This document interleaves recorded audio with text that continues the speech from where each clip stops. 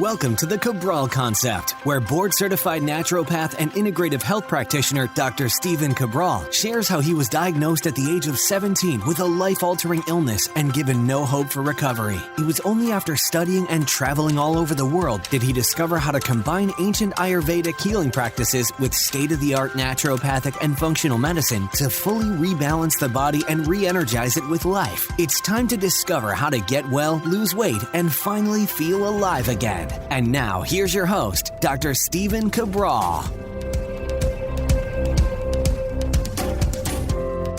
Hi, everyone, and welcome back to the show. We are here today with our Total Wellness Tuesday episode. We're going to be going over the top 10 side effects and symptoms that I see in my practice indicating someone may be suffering from Lyme disease or a Lyme-based disease. So when I refer to Lyme disease and when I'm talking about it in my practice, I always want to share with people that what we're essentially talking about is not only Lyme and the actual bacteria that the ticks may be carrying, but also going over the side effects and multiple issues that may come along with someone actually using doxycycline or another antiparasitic or antibacterial-based pharmaceutical drug that can cause then its own host of issues as well. And I'm also doing this episode as a follow-up for the many questions that people had when we did go over, this was 2 weeks ago now, in episode 1572.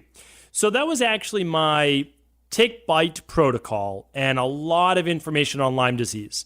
So if you're unfamiliar with the different types of ticks, where they typically are in the world or in the United States, how many million people are affected with Lyme disease, and why it's come up so much more over the past, let's say, 20 years, definitely tune into that episode because I'm not going to be going over my tick bite protocol on this show, but you can absolutely head over to stephencabral.com/1572. Today, what I want to do is a follow-up for those people who have questions on, am I suffering from Lyme disease? Have I been bitten by a tick and not even know it? And if you don't know what a tick is, just real quickly, what I want to share with you is this, is that ticks are essentially, they're an external parasite. That's really what they are, is they are living off of you. They are attached to you, and yes, they are actually burrowing under the skin. They are feeding off of your blood, but they contain within them, not all of them, but some ticks contain a Borrelia, a certain type of bacteria, and it's spiral shaped. So we get the spirochete-based bacteria that may transmit this Lyme-based disease. And we call it a disease because a lot of people, and again, there are anywhere from of last estimates I've seen, 330,000 people just in the United States alone who are bitten by a tick and suffering from Lyme disease, or up to 1 million people. So it's a huge range, but let's just say it's quite a few people. And the reason why it's almost a mystery to many doctors is that not everyone shows the actual tick-based bite ring. And what does that mean? So essentially a rash is one of the most common signs, and it will be our first symptom today of what to look for. Because there's a couple reasons why I want to share with this one first. It's the most predictable. So if you're bitten by a tick or a tick is embedded inside of you, any time within about 72 hours up to a month, you may actually get a red ring. So what it looks like, because again, the tick may bite you, may not stay on you, but what happens is this. You get a tick bite, and it's a red mark on your skin. But then there's a normal flesh color skin around that. And then around that is a red ring. So that's what we call the bullseye.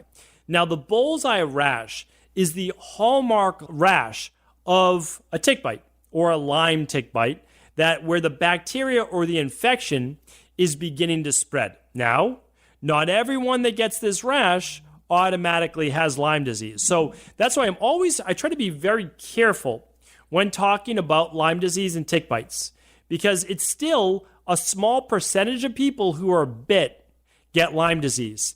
And it's an even smaller percentage of the ticks that may bite you that are actually carrying this bacteria. Because remember, not all ticks have the bacteria that's going to present with Lyme disease, okay? So if you're bit, I don't want you to automatically think that you're going to get Lyme disease. Really important. Remember, I shared my story of how I had a tick embedded in my leg last year.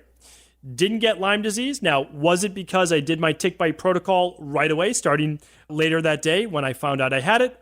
Or did that tick never contain Lyme in the first place? And I gave you on last episode on 1572 of how to test that tick if you want to. I decided not to for me, and that's because a piece of, like, there's the mindset that I wanted to have. But you might decide to. And again, you'll just kind of have to think about it like what you would do, and that's simply up to you, and you could certainly save that tick if you wanted to. Now, the rash typically does appear within a week, typically about 3 days to 5 days later if you're bit by a tick. So that's the first. Again, not everyone gets the rash, but that red bullseye is something to look for. The second symptom is this. Now, again, when do the symptoms occur? Well, it's a little bit different for each individual, but it could be from anywhere from 1 week to about 4 weeks later. And that second big symptom is flu-like symptoms of fatigue. Now, I know we've got a lot of talk of viruses going on, a lot of other issues. Remember, your health is always multifactorial. And the reason why I mention that as well is that I want people to understand is that all the symptoms I'm going through today, you might say, oh, I have half of those symptoms besides the rash or whatever it might be. Keep in mind that these symptoms could be the cause of, or the reaction, the effect of many different causes. So when I'm going through these today, I'm going to actually look through my list right now. It could literally be food sensitivities, right? So I don't want you to all of a sudden jump to the conclusion of Lyme. And the reason why I mention that, it's very, very important to me, is that as someone who's a practitioner and a clinical practitioner, I've seen many, many people for many years.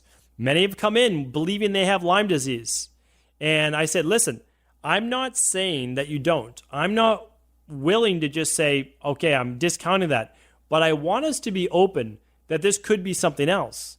And many times, I would often say the majority of times, we worked on other issues in the body and they got well. That we didn't specifically say, oh, this is Lyme, we need to work on that. Now, I'm not going to overlook it, but I just want you to know that there can be other issues besides Lyme. I don't want us to not take this seriously because it is serious, but I want us to look beyond as well. Okay, so here's the different things though, and this is very important. With Lyme disease, there's oftentimes a real deep level of exhaustion, like that goes beyond 3 to 5 days of having flu-like symptoms or a cold or anything like that. It's that deep fatigue where you don't even really want to get out of bed. And it's leading into my number 3 symptom, which is achy joints or stiff joints. And that same as the flu, but you're not recovering from it. And it's one of the dead giveaways. Like, that's a much bigger hallmark for me, is someone saying to me, I have flu-like symptoms, my joints are stiff, they're achy, and sometimes they're even swollen, especially with the knees. The knees seem to be, again, one of the hallmark joints of Lyme-based disease. And even in children, I believe it's often referred to as Lyme arthritis. And Lyme arthritis, even in children, we start to see the stiffness of the knee joints. Now again, could be any joints, but the bursa or bursitis right around the knee and behind the knee seems to actually be a big deal with many people, especially in the beginning stages of Lyme. So I want you to pay attention about that, because 2/3 of people who end up with a lot of these joint issues and maybe undiagnosed Lyme actually have this joint-based pain, and oftentimes it's with the knees, okay? Really, really important to look at that. 4th symptom is this. Goes along with the fatigue, but it is lightheadedness, dizziness, sometimes headaches that goes along with it. And what I've seen in my practice is about, I would say, half the people, and they start to get the flu again. They have flu-like symptoms. Again, it's not the flu. It's not viral. It's actually Lyme-based. It is this specific spirochete, this bacteria. But many of the people end up with dull headaches, almost daily headaches, and kind of lightheaded, brain fog, feeling out of it. And because of this, they don't necessarily know what to pin it on. And that is because so many people, though, have began reporting dizziness and, sometimes even sweating or fatigue, increased fatigue around these headaches, that it's being much more associated with Lyme-based disease. So really important to look at that. I just touched on it. I wasn't even going to add it, but I put it in there, is night sweats. And here's why I put it in there. Anyone with a parasite oftentimes is going to feel worse at night. And the reason for this is that parasites are nocturnal. It's only one of the reasons. There are many other reasons. Cortisol dips lower at night. Anyway, what I want to share with you is this, is that parasites in general and people with parasites, and although Lyme is an external parasite and the bacteria ends up in the body, not necessarily outside of the body like a tick would be, that's why it's not a perfect scenario for saying that it's parasitic, is that people do end up oftentimes with night sweats and chills. And it's earlier in the process. It might be like 3 weeks in to 6 weeks in.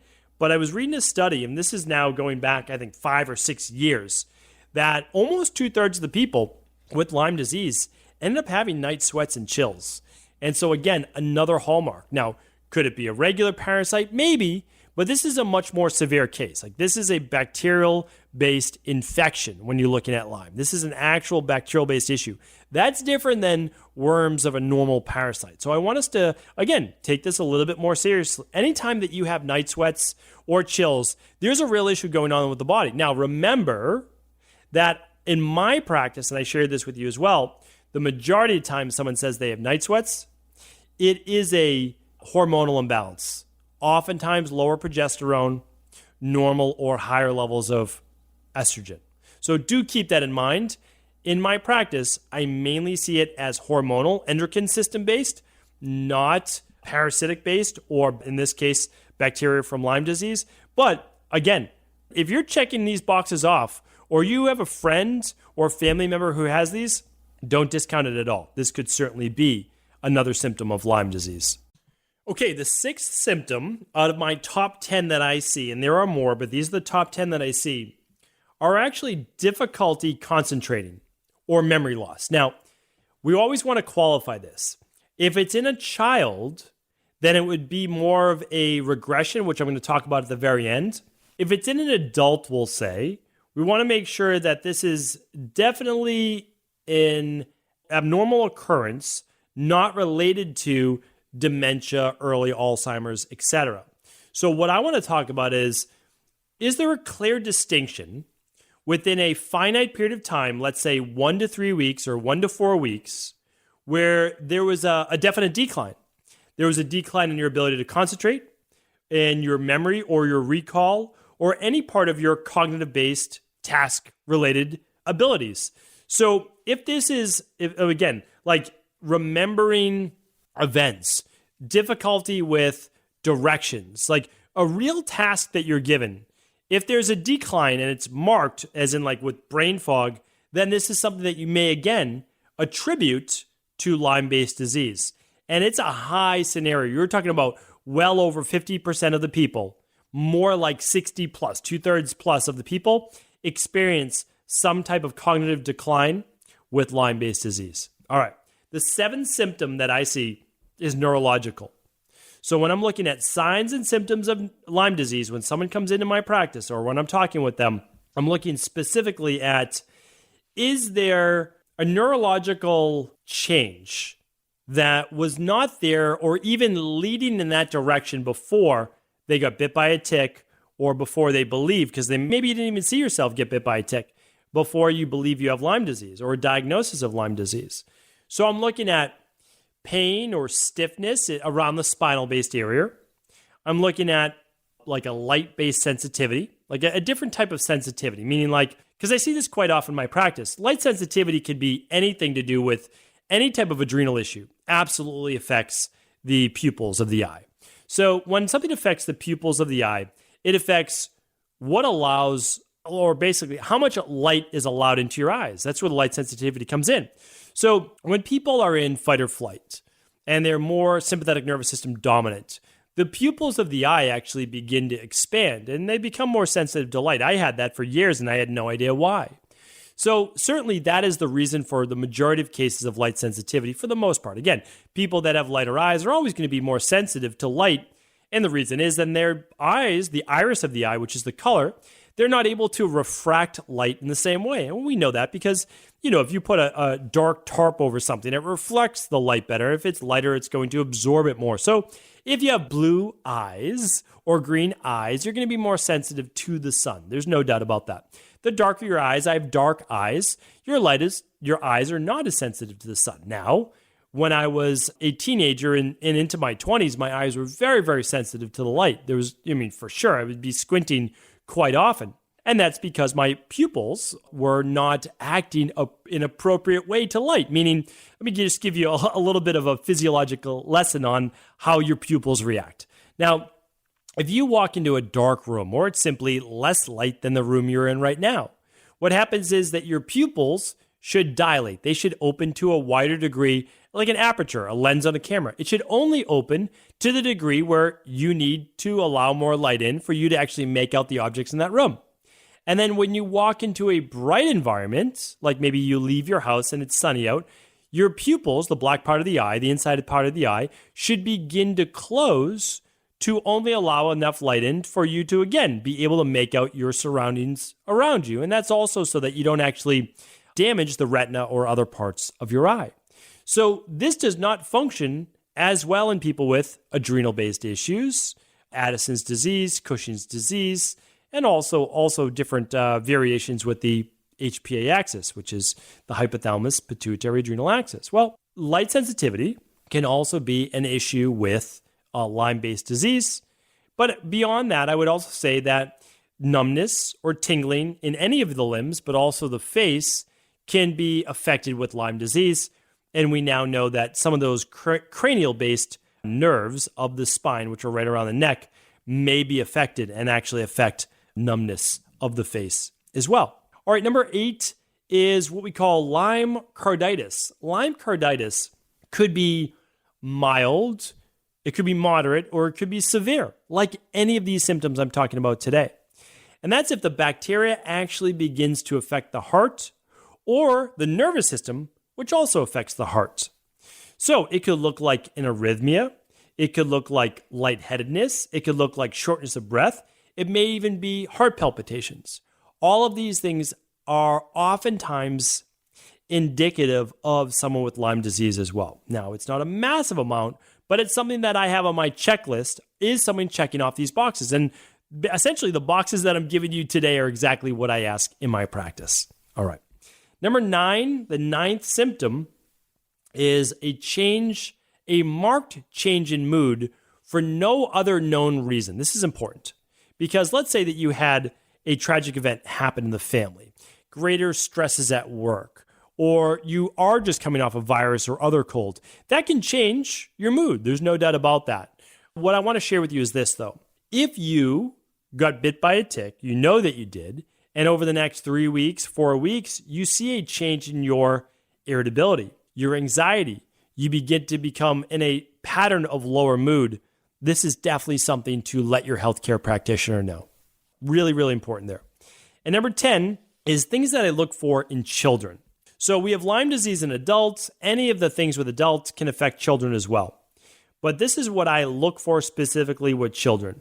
Is there actually a change or a regression in their, maturation is not the right word here, but their skill-based learning or their improvement in neurological function, cognitive ability?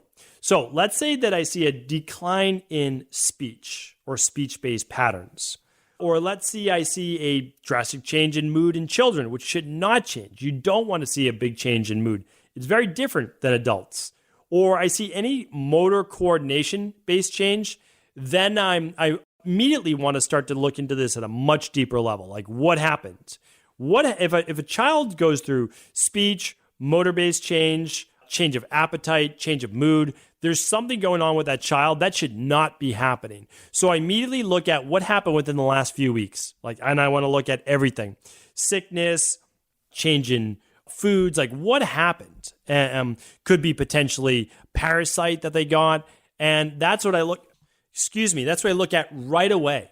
So I say, what change may have occurred within the last week to maybe even 3 or 4 weeks that could have caused this drastic change? And at the same time, I'll be asking, any joint pain? No, not just growing pains. Like, is this an actual Lyme-based arthritis? Is this an actual joint-affected pain? Any headaches? And I'll start to go through the list. So I want you to really think about this list today. Go back through all 10. I'll give you a quick summary again right now. But it's a bullseye rash, or it could be a rash, just a red rash around the area. But specifically, do you have the ring where you got bit by a tick? A deeper level of fatigue. Not your typical, I'm kind of tired, but flu-like fatigue, deep fatigue that doesn't seem to be lessening. Painful joints or aching joints. The fourth one was headaches or lightheadedness or anything of that nature. Brain fog would be a part of that. Number 5 is night sweats or a change in sleep-based pattern. But typically it's waking through the night, but oftentimes with night sweats associated with that. Number 6 is a memory loss, memory change, cognitive ability seems to lessen, difficulty concentrating. Difficulty concentrating is a big one. Number 7 is neurological. Anything going on with numbness, tingling, or the light sensitivity, other types of sensitivity that would be neurologically based. Number 8 is heart-based problems. I refer to it, or not just me, it's referred to as Lyme carditis. Could be heart palpitations, shortness of breath, lightheadedness, arrhythmia, etc. Number 9 is marked changes in mood.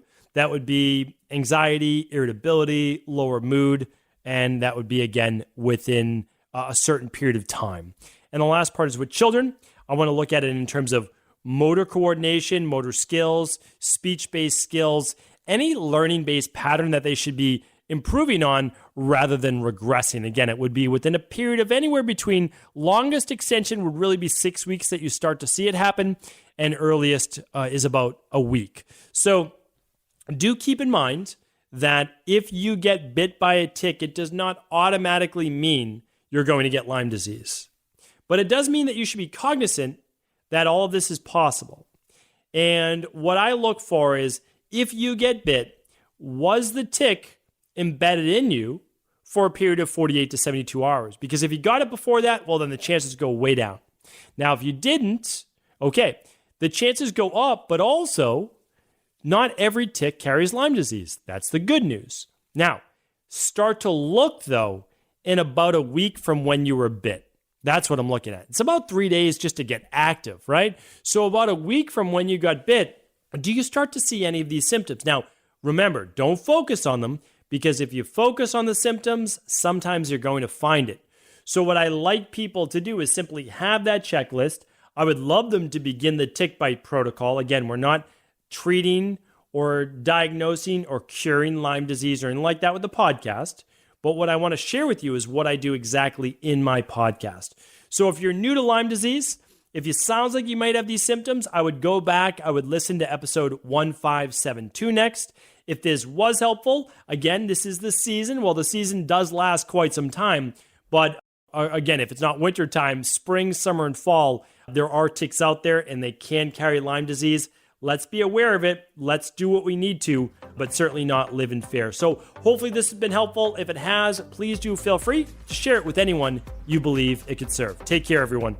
Are you ready to heal yourself and then go on to heal others? If so, the Integrative Health Practitioner Institute can help you discover proven functional medicine protocols that blend the best of 7 different healing disciplines from around the world. I personally share with you the exact handouts and protocols I use in my private practice that enable people to get well, lose the weight, and live longer, stronger. I want to pass this information on to the next generation of health coaches, and that is exactly why I created IHP. We are the future of the health coaching industry, and the skills and knowledge you will learn will make you an in-demand certified health coach anywhere in the world. Although we have many medical professionals taking the IHP certifications, no experience is necessary, and half our members have no previous health certifications. At the Integrative Health Practitioner Institute, our motto is a health coach in every home. Our goal is that you take this knowledge and then share it with family, friends, loved ones, your community, or in a practice where you create a career you love and can be proud of. The global IHP community is filled with some of the most kind and caring people in the world, and we can't wait to welcome you into our world soon. For more information or to set up a discovery call with one of our IHP Health Coach graduates, simply head over to integrativehealthpractitioner.org.